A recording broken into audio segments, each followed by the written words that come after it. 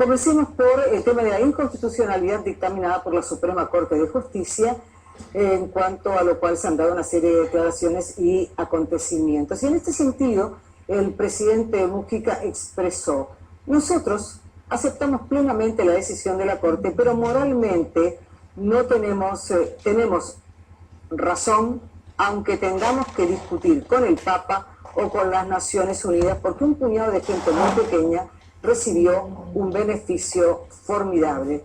Esto vinculado al tema de la inconstitucionalidad del ICIR. ¿Qué significado le da, senador, a este fallo y a las palabras del presidente? Es de preocupación las palabras del presidente, porque cuando la Suprema Corte de Justicia aplica la Constitución, no es un grupo de ciudadanos los que se benefician, somos todos los uruguayos, me parece a mí.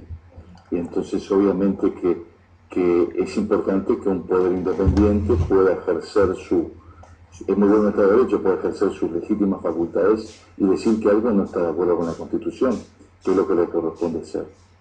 Lo que sí me preocupa mucho más es la falta de orientación que ha tenido el gobierno en esto. Porque cuando habla de este impuesto, dice por un lado que es para evitar la concentración de la tierra, y por otro lado dice que es para conseguir recursos para la caminería rural. Dos cosas que no necesariamente tienen que ser contrapuestas, pero que se analizan según la conveniencia. Y yo creo que ahí agarra el gobierno, porque mientras dice que es para evitar la concentración de los inmuebles rurales, Montes del Plata, que es el mayor concentrador que hay hoy en el Uruguay, tiene 250.000 hectáreas, lo deja fuera. Le firma un contrato por el cual el impuesto que tiene que pagar se los compensa, 5 millones de dólares de todos los uruguayos. Entonces uno dice, che, no es que estamos en contra de la concentración, pero estamos en contra de alguna concentración, porque la de Monte del Plata no, o la de UPM Botnia no. Entonces uno se piensa, ¿cuál es esa concentración? Una falta de rumbo. Y después cuando se dice lo de la caminería, se dice que se van a recaudar 60 millones de dólares. Pero mientras se hace eso, el ministro Pintado le va a hacer un puente a un señor argentino en la Laguna Garzón que nos va a costar a los uruguayos 10 millones para que haga un desarrollo inmobiliario del otro estado. Entonces, hay como una contradicción, muy el eslogan, y no se va al fondo del asunto. En el medio sale el vicepresidente de la República, el contar la historia y decir, bueno, yo avisé que esto era inconstitucional, pero yo estaba en el Senado cuando se aprobó la ley, y le dije a Astori, usted sabe que es inconstitucional. Hasta jugando con lo que había hecho Cobos en Argentina, le dije, señor vicepresidente, que su voto sea no es positivo. Y Astori votó a favor y con el voto de él salió. Y ahora cobra una cuenta, es una cosa como que parecería ser que el gobierno ha perdido un poco el rumbo en estas cosas, me parece a mí, y no ha sido claro en lo que se tiene que hacer. Porque si vamos a atacar la concentración, ¿por qué dejamos afuera Montes del Plata? Si vamos a juntar el dinero, ¿por qué le hacemos el puente al señor Constantini? Es un doble discurso que creo que ocasiona. En ese sentido, Pedro, usted analiza las palabras del presidente y la falta de coherencia o las contradicciones del gobierno. La primera parte de mi pregunta era ¿qué significado le da usted a este fallo? ¿Qué significado le doy? Y como todo fallo de la justicia, falló la justicia. A mí me ha pasado en mi vida que hay sentencias de la justicia que me gustan y sentencias que no me gustan, pero son sentencias de la justicia. ¿Y qué le vamos a hacer? Un país sin un poder judicial independiente no es un Estado de Derecho. Y entonces nos guste o no nos guste, tenemos que acatarlo, me parece a mí. No hay otra forma de proceder así. Y las preocupaciones van por algunas cosas que se han dicho, ¿no? Yo sentía gente del Frente Amplio, legisladores de primera línea, decir que la Suprema Corte de Justicia no interpretaba la Constitución de acuerdo al sentir del Frente Amplio. Eso es una barbaridad. Porque yo no me voy a quejar si la Suprema Corte de Justicia no interpreta la Constitución de acuerdo al sentir del Partido Colorado o del Partido Nacional. ¿Cómo van a decir que hay que interpretar una Constitución de acuerdo al sentir de un partido? Son conceptos básicos de introducción al derecho en el liceo. No, son cosas muy básicas como para escucharlas en estos tiempos.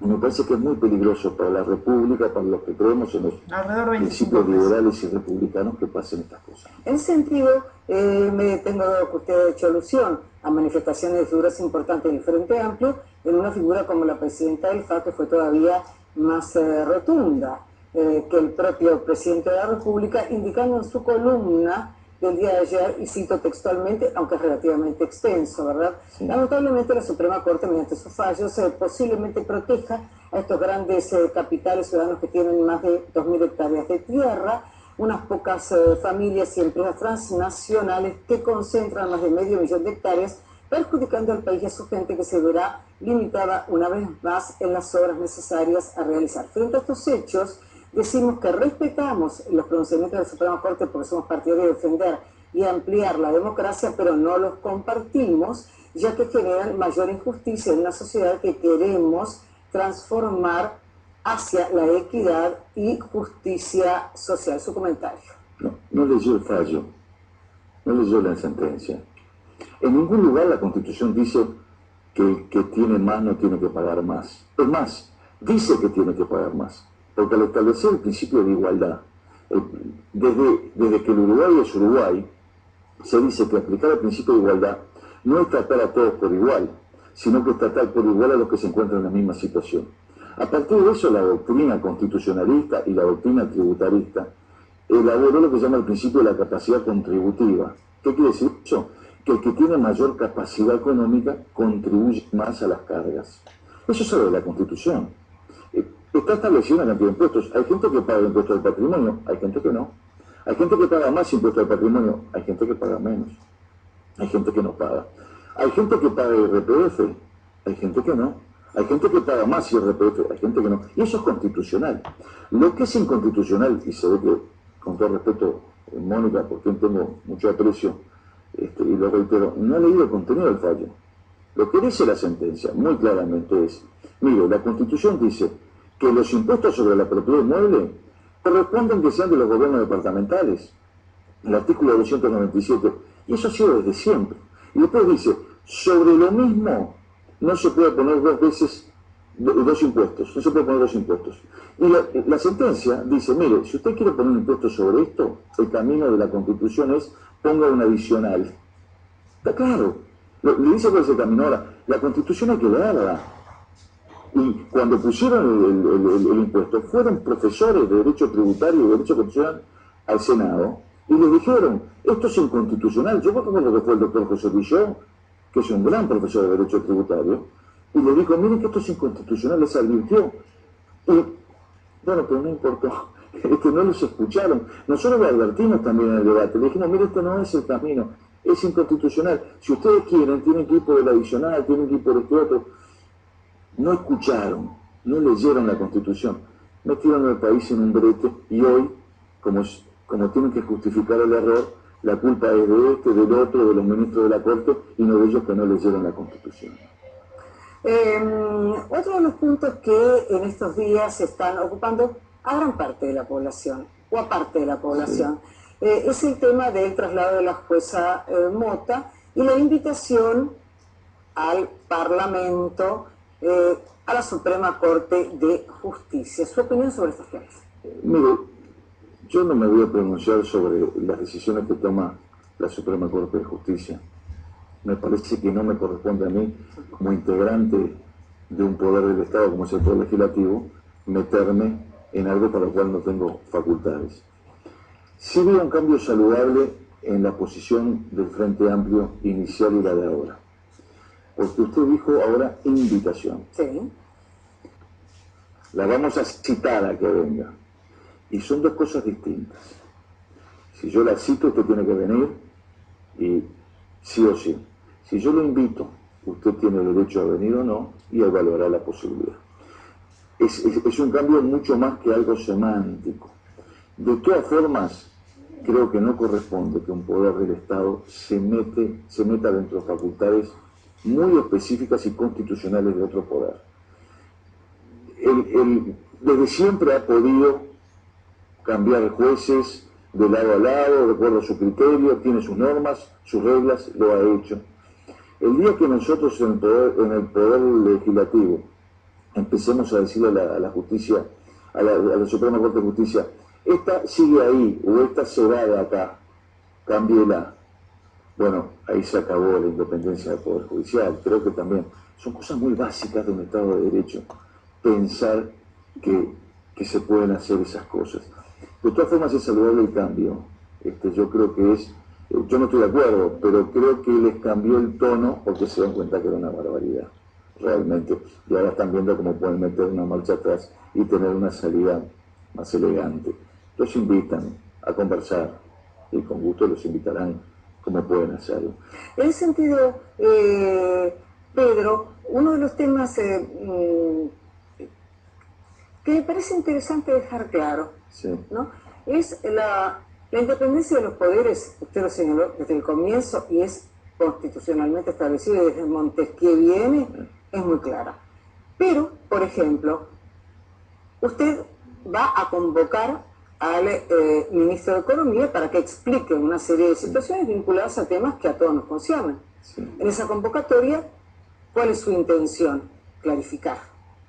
Sí. Informar. Hay una diferencia entre esta convocatoria sí. y la convocatoria del Poder Judicial, sí. que es que la Constitución de la República establece expresamente un sistema semiparlamentario, semipresidencialista, que exige para los ministros de Estado determinado apoyo parlamentario que se pueda hacer valer, que no sucede para los jueces. La Constitución no prevé eso para los integrantes del Poder Judicial. Entonces, obviamente que uno tiene el deber como parlamentario, porque le dice la Constitución, de ejercer una suerte de contralor sobre la tarea del Poder Ejecutivo, de los ministros en especial. Eso puede tener dos caminos: que informen, o que informen y si la información no es satisfactoria, pedir la censura. En caso de esa censura, si se censura, el presidente de la República puede mantener al ministro, llamar a elecciones y cambiarnos a nosotros. También el juego, o sea que todo el mecanismo, todo eso está en la Constitución. Es decir, ese es un derecho, más que un derecho, una obligación que tenemos nosotros los legisladores de controlar la tarea del ministro Lorenzo. Eso no existe para los integrantes del Poder Judicial. Para los integrantes del Poder Judicial lo único que existe es un juicio político, que cuando cometen delitos o cuando tienen determinada conducta se les puede hacer un juicio político acusando a la Cámara de Senadores ante la Cámara de Diputados, pero es distinta la situación obviamente de un ministro del Poder Ejecutivo que de un integrante del Poder. Ahora, justamente yo me refería al tema de lo que los sociólogos llaman la opacidad, ¿verdad? Cuando usted, ejerciendo las potestades que la Constitución establece, convoca a este ministro o a otro ministro, terminará como terminará la convocatoria, ¿verdad? Pero usted ejerce, como usted señalaba, aquello que la Constitución establece. En el caso de la Suprema Corte, la invitación es para clarificar, o para informar, o para decir, o no, sobre hechos que han conmovido a gran parte de la opinión pública. Esa clarificación no ayuda justamente al ahondamiento democrático. Mire, el Parlamento puede invitar a la Suprema Corte de Justicia, lo puede invitar a usted. Sí. Y le llevan la invitación y le dicen: mire, usted en su programa de los miércoles a las 10 de la noche dijo tal cosa, y yo le invito a que clarifique cuál es su idea sobre tal asunto. Lo puede invitar a cualquier ciudadano. Y usted si quiere va, si quiere no va. Es decir, el Poder Legislativo no le puede decir: tráiganmela. No la puede citar obligatoriamente. Es distinta la situación de los ministros del Poder Ejecutivo. Y usted puede ir o no puede ir, si entiende que corresponde. Ahora, si le dicen: la cito porque no me gusta como usted conduce el programa y creo que tiene que cambiar, y no me gusta porque usted hizo tal cosa, cómo lo armó o a quién invitó, usted va a decir: discúlpeme, yo en el ejercicio de mi libertad de periodista no tengo por qué darle explicaciones. Lo mismo pasa con la Suprema Corte de Justicia. Yo la cito a la Suprema Corte de Justicia porque no puede cambiar a la ministra, a la jueza. ¡Epa! No. Esa fue la primera reacción. Después de que varios legisladores y muchos más... Algo que la gente no sabe. El año pasado, yo integro la Comisión de Asuntos Administrativos del Senado, que es quien vota, informa las venias para ascenso de jueces a ministros de los tribunales de apelaciones. Estoy ahí con la senadora Topolansky, el senador Penades, el senador Nino Boa, quiero tener un recuerdo muy lindo porque creo que una gran persona, estaba Susana Dalmás en la comisión con nosotros, realmente alguien con quien trabajábamos muy bien y que habíamos generado una muy linda relación y que lamentamos que no esté más. Y cuando nos vino la solicitud de venia de una cantidad de jueces para ascender, el senador Penades dijo, che, ¿y si invitamos a la Corte a que nos diga por dónde viene esto? Y le invitamos. Y vinieron 2 ministros. Y nos dijeron cuáles eran los criterios que aplicaban, la forma en que lo hacían. A mí me pareció formidable. No hubo problema. Pero no los invitamos o no los citamos para que nos digan qué estaban haciendo.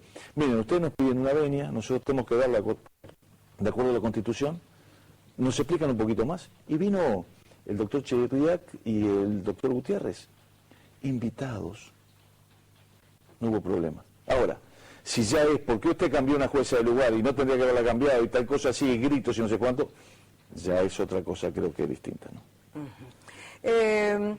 En ese sentido, y vinculado al redondeo de este tema, la misma columna de ayer martes, la presidenta del FA continúa expresando: resulta una gran hipocresía que pretendan presentarse como defensores de la independencia judicial aquellos sectores que aún hoy justifican y defienden la inmoral ley de caducidad declarada inconstitucional por la Suprema Corte de Justicia y considerada nula por la Corte Interamericana de Derechos Humanos, ley que sus sectores votaron sometiéndose a la más desembosada presión militar. Su comentario. No, bueno, creo que se contesta solo. Evidentemente ahí en el Frente Amplio necesitan un juego de equilibrio porque hay gente muy radical y se ve que eso lo ha aceptado poner la senadora Xavier para conformar algún radical que tenía ahí adentro. Porque fíjese lo que está diciendo eso. Está diciendo que quienes votamos a favor de mantener la ley de caducidad, que fueron mayoría de los uruguayos 2 veces en los plebiscitos, no se olvide que la ley de caducidad se aprobó en el Parlamento y además se ratificó por el pueblo no una sino 2 veces. Entonces dice que quienes votamos a favor de eso, de esa ley, de acuerdo a nuestra ley sabía entender, no podemos pedir que se respete la independencia del Poder Judicial. Fíjese, léalo de vuelta, es una barbaridad.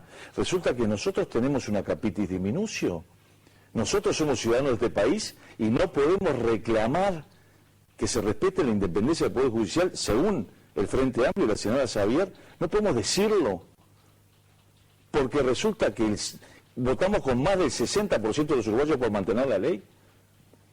O sea que solamente el 40% de los uruguayos pueden pedir que se respete la independencia del Poder Judicial, que son además los que la están cuestionando. Eso, de vuelta, no pasa primero de educación cívica, moral y cívica. No pasa ese concepto. Es un horror, es un desconocimiento de principios básicos de los derechos de las personas y los derechos constitucionales. Pero la entiendo a Mónica. Mónica es muy componedora, debe tener sentada en esa mesa a gente muy radical, muy extremista, entonces tiene que poner algo para calmarlos, pero es una barbaridad. Bordaberry, este año se cumplen 40 años del golpe de Estado de 1973 que protagonizó un presidente electo de su propio partido. Se lo consulto a usted esta noche. Como senador de esta colectividad que le ha dado a este país también muchas cosas positivas. Como líder natural de esa colectividad, le agradezco. Como eventual candidato a la próxima presidencia de la República de este histórico partido fundacional, ¿usted hoy condena clara y rotundamente ese atentado a la Constitución de 1973? Mire, esto no es nuevo. Yo escribí un libro y fui bien claro. Yo condeno todo. Yo fui a la Plaza Independencia cuando el doctor Tabaré Vázquez convocó a todos los uruguayos al nunca más. Condeno que en un país haya una dictadura. Condeno que en un país haya gente que se levante en armas contra una democracia. Lo he dicho una y otra vez, lo he puesto por escrito. Parecería ser que hay algunos que no escuchan. Yo cuando miro para atrás, veo que hubo en el mundo entero equivocaciones muy grandes. En todo el mundo.